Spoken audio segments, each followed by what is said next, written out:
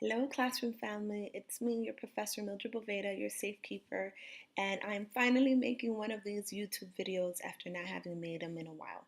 So I am so excited that I met so many of you already this semester, and I want to tell you that all your grades have been posted. Okay, if there's anybody whose grade is not there, is there assignment that you don't understand what the grade is, please email me. Let me explain to you what happened with with these group assignments and why it took so long for me to grade it, longer than I intended. So, five of our classroom family members dropped the class. And so I was just waiting for them. Usually, when I teach a class and I go in person, you just see that they stop showing up. Well, I was waiting for your classroom family peers to email me information, and then eventually I looked to see after the ad drop period, or there was a period where you could drop a class, that a few of the students dropped the class. So if you're watching this video, congratulations, you are still here. I've never had this many students drop my class. Again, I've never taught this particular class online before. So I think that I've taught other courses, graduate level courses online. Um, my in There's a different dynamic. You have to be extremely independent and self-motivated to do an online course. So I don't know if it's normal for a lot of students to drop courses like that. Like I said, in my the other 6 times I've taught this course, I've never had this many students drop a class before. So like I was telling you, I was waiting for students to present, and I was waiting for students to um, give me feedback, and I realized, wait a minute, nobody's responding to me. Um, Let me just give students their grades. So, or allot the grades that you've earned, because you earned your grade. Now, I was very generous with the points um, because I gave you feedback face to face, right? The purpose of the exercise is not to zing you and to give you a bad grade, but for you to learn to collaborate, because it's absolutely critical that teachers are collaborative, especially when it comes to meeting the needs of students with disabilities or at-risk learners. Um, so you guys collaborated. Um, I'm also was very focused on, did you get a deeper understanding of the disability? And I definitely felt the need that you actually did. I also saw, like I said, you got immediate feedback from me. So you're gonna see that you got pretty high scores on your assignment. Thanks to those of you who gave me feedback about the actual assignment itself. Um, it seems like some of you would have liked to have a more specific rubric regarding um, regarding uh, what the actual online presentation could have looked like. Two of you gave me that feedback, and I'm going to take that into consideration. A lot of you gave me the feedback that you enjoyed getting to know one another, and that's so good. One person didn't like the fact that this is an online class. I understand it's hard, but this is the future. This is the future of education. And in fact, there's a likelihood that you may be teaching an online class in the future too, because this is the direction that education is definitely going in. So, and many of you were happy to learn a new form of communicating through Google Chat. So it was hard for some of you, but you end up enjoying this new way to communicate. You can actually do this with Google Chat. Is free, and you can do it with anybody around the world. So something that you guys can use, not just for academic purposes, but for pleasure and for your own um, enjoyment. Okay, let's get to work. All right, it's been a while since I've created a video, so you know what I like. I like to have my agenda. Okay, I'm gonna have this up like this. I'm gonna have this up like this, and I'm also gonna write it below on the description of this video what the agenda is, okay? First things first, spring break. So we have spring break in the week of the 14th. So your next assignment is not due until, I think it's the 27th, Sunday the 27th. Double check your syllabus, but your next assignment is not due for a while. I am going to send you, I spoke with you guys in person when we met in Google Chats, that your next group assignment is actually an individual assignment that you're going to do in a group setting, and it's that you're going to you are going to create a book report. And so more details about that with a rubric, with specific rubric of what you're expected to do is coming soon. Um, okay, number 2 on the agenda is the RTI. So I was supposed to create a video last Friday, and I actually instead met with Octavia, Brittany, and Arlene, your classroom family members, that Friday because there was some technical issues, some reasons why they had to meet a little later. So I was so tired that that Friday that they actually caught me laying down for a minute. I was so embarrassed, but I was so tired that Friday. Um, but I'm back on track this Friday with this video. And so, what I want you to keep in mind is that is that regarding the RTI, is that RTI is not for every special education category. A lot of you were concerned and wrote feedback about how long the RTI process takes. It's so long and it's so bad for the kids because they're not getting help. That's what some of you said, and I can understand because if you're seeing RTI at schools implemented incorrectly, then it seems like a wait to fail formula. But really, RTI is multiple tiers. It doesn't have to be just 3. And some of you wrote that in your assignments. It doesn't just have to be 3 tiers. It could be more than 3 tiers. It could be 4 tiers. It could be 5 tiers. But it's multiple tiers, multiple levels of intervention, and everybody gets quality instruction. But some students will need more, right? And then the very, very top, where it's like extreme intervention, that's a student who most likely has a disability. And when we're talking about the types of disabilities, it's milder disabilities. I'm not talking about severe conditions or low incidence conditions or disabilities. I'm talking about specific learning disabilities and emotional behavior disorders or behavioral problems or possibly educable. That's what they call it in Miami-Dade, but a mild form of intellectual disability, like a very mild form. Okay, so keep that in mind. These are students who should be in the general education classroom, anyways. They just have a disability and they need more. And another huge part of RTI is the documentation. You're constantly, I keep seeing a spot on my wall. Anyways, and I keep trying to hide it with my head. Don't mind me. Document. It's very data driven. Therefore, you're seeing right away if you're implementing RTI properly, you're seeing right away whether the student is responding to intervention. And if they're not, you're not just going to wait, you're going to do something about it as an educator. So it's not a wait to fail formula. Like the ultimate prize is not being labeled with a learning disability or emotional behavior disorder. The ultimate prize is the fact that the student is getting an intervention that's affecting their learning progress. But I understand your concerns about how long RTI can last. So that was really good. That was a really good discussion, really good feedback on your assignments. Okay, so let's talk about the IEP. All right, where are we? 8 minutes in, 9 minutes in. Let's talk about the IEP. Um, I graded your assignments on the IEP, and there's a couple things that I think you need to really, really look into. First of all, an IEP can last no more than 1 year. So let's say an IEP is written on March 5th, 2015, right? That IEP is only good until March 4th, 2017. Let's say that again. If I write the IEP March 5th, 2016, it's only good until March 4th, 2017. It's 365 days, okay? 1 year.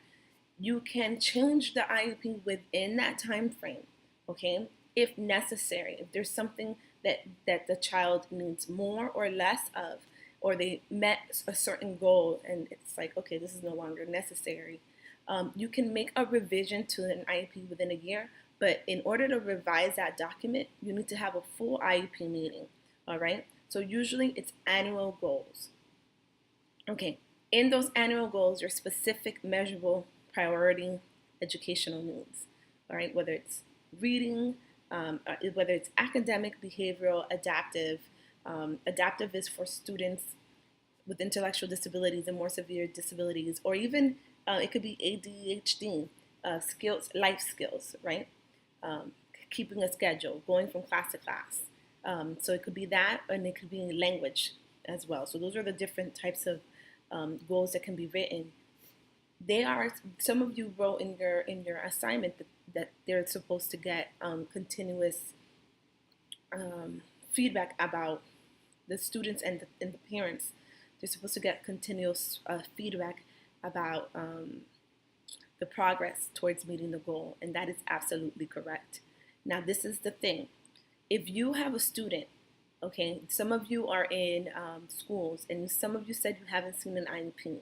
You need to see an IEP before you finish this course. Before the end of the semester, you need to know an IEP. Look at an IEP, go through it, get familiar with it, okay? If you're in a class and the general education teacher says she doesn't have an IEP, but she definitely has a student with a disability, somebody's not doing their job at that school. All right, let's talk about that. All right, so those measurable goals, those annual goals, there's a couple of them that are written. Every time a general education student gets a report card or some kind of, like the whole school, it's like a whole school-wide report card or progress report, right? Every time general education students get that. Special education students are supposed to get that and an update on their goals. So there's an insert, it's called Insert B in Miami-Dade County Public Schools, that has all the goals written, and then the teachers fill out whether the student is making progress or is not making progress, or if they met the goal. That goes with the report card and the annual, that goes with each report card and each progress report. There has to be at least 4 of these updates throughout an academic year. Okay, so that's that. Another major part is who's supposed to be, so duration is 1 year, all right? A 1 year. Every year an IEP needs to be written. Every 3 years there's a reevaluation. An IEP team has to do a battery of tests to figure out whether the student needs some kind of major changes to their IEP program. But every year, okay, every year there's an IEP meeting. Who has to go to the meeting? Well, according to IDEA, there's a thing called the procedural safeguards that all parents need to have in their language. Some of you talked about translation. Absolutely. The procedure safeguards, okay, have to be written and in a language that, and not only do they have to be written, according to IDEA, they have to be clearly explained to the families of students with disabilities. Anytime there's any kind of testing or IEP or kind of decision like that regarding the special education status of a student who may have a disability or who has a disability, you need to send a huge packet called the procedure safeguards. All right, now, parents have to be notified of an IEP meetings. Do parents have to go? No. Parents can say, I don't want to go. They can call in and they can say, proceed without me. Okay, and some of you have said that you've observed meetings and the parents were there. In the IEP, there has to be at least 3 minimum signatures. Okay, there could be more. Okay, but the 3 minimum that a school has to have are the following. There has to be, this is the local education agency representative, so it's called an LEA. The local education agency, it's actually 4 signatures, 3 people. That's more accurate. The local education agency, the general ed teacher, and the special education teacher. Those are 3 physical human beings that have to be there at minimum. There has to be 3 different human beings who signed that IEP. All right? And there's also the evaluation specialist, who typically is also the special ed teacher. So if you're a speech and language pathologist or if you're a special ed teacher, many times you're also the evaluation specialist. So this person can double up, okay? Who's the local education agency person? It's the person who's in that school, represents the IDEA, and makes sure that the IEP is implemented. Make sure that the teachers know what their responsibilities are. They make sure that the general education teacher actually has the IEP. Make sure that everything's up to snuff, that procedure safeguards are going up. That person is legally responsible for every child with an IEP, okay?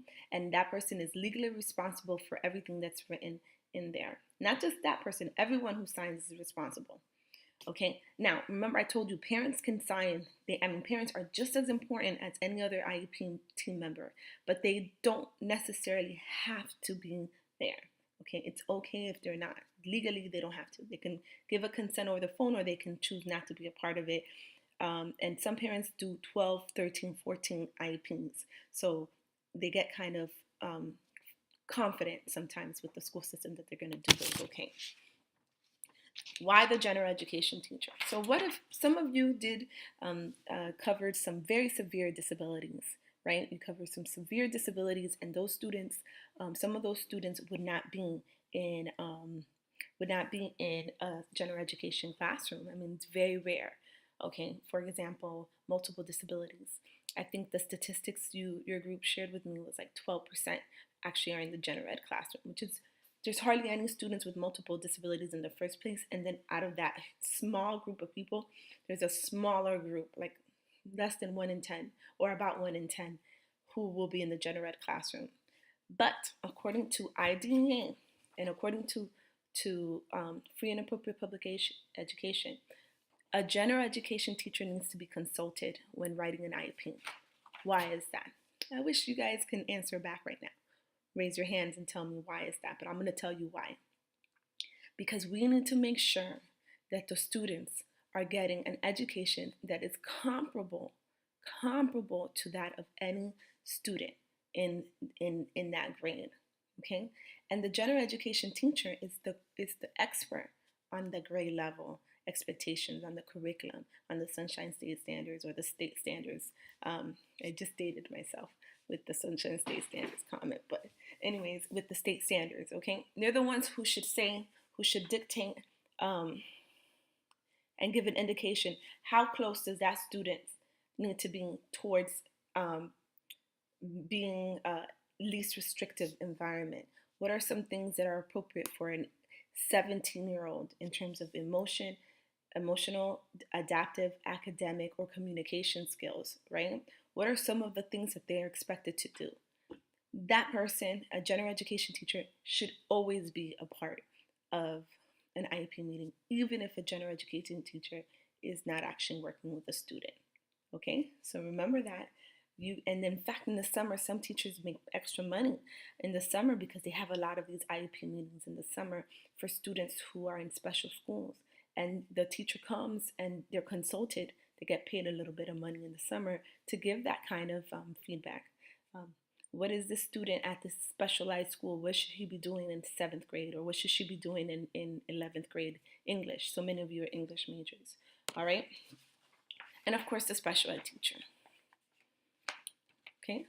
So at least 3 different human beings and at least 4 signatures you're going to see.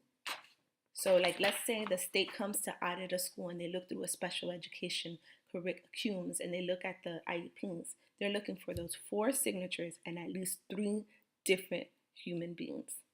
All right? Look for those things. Make sure you see an IEP.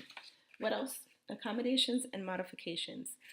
So accommodations, and then this video is at 18 minutes. So accommodation and modifications, let's save that for another video because this video has it's already running a little long. I will say this, there's a difference, all right? There's a difference between accommodations and modifications. And I want you to find out what that difference is. Look up difference, you can Google search it.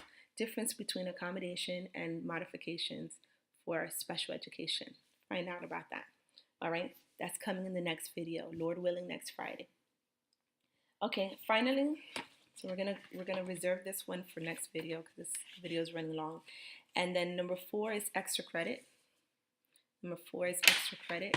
I want you to email me if you would like to get one of your peers' presentation on a specific disability. And I'm going to, if you email me and you're interested, I'm going to give you a disability, another disability. You earn one extra credit point, just like every other extra credit opportunity in this class. Um, and for 1 point, you will just give me some kind of, well, I'll tell you exactly what it's expected, a review of their presentation, okay? But you have to email me.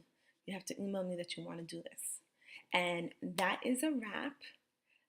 My hair, I'm growing it natural, which means I'm no longer putting any processed stuff in it. So it's kind of funny to see all my curls are coming out, and there's no way to make them stay down unless I use like a lot of gel, which I'm not interested in. But anyway, so I keep looking at that, and I keep looking at the little dot on my wall. I'm gonna use a magic eraser to get that out. Thank you so much for your patience with this, with the grading. I told you what the situation was. People dropped, and actually there's about 3 of you who your group members, you don't have group members anymore. There's one group that doesn't even exist anymore. They just no longer exist. Um, I was waiting to grade everybody's um, presentation at the same time, and that was the delay. But all your grades are in, and if you have any questions before spring break that you want to send my way, go ahead and do it. You guys have my cell phone. You can text me. You can call me. My job is to keep you safe. Your job is to help keep it that way. And remember, stay in contact. Continually check in. Flexibility is a benefit of this, but you have to stay engaged. Flexibility is a benefit of online learning, but you have to stay in touch. All right, more is coming soon, and thank you so much. Have an awesome, awesome weekend.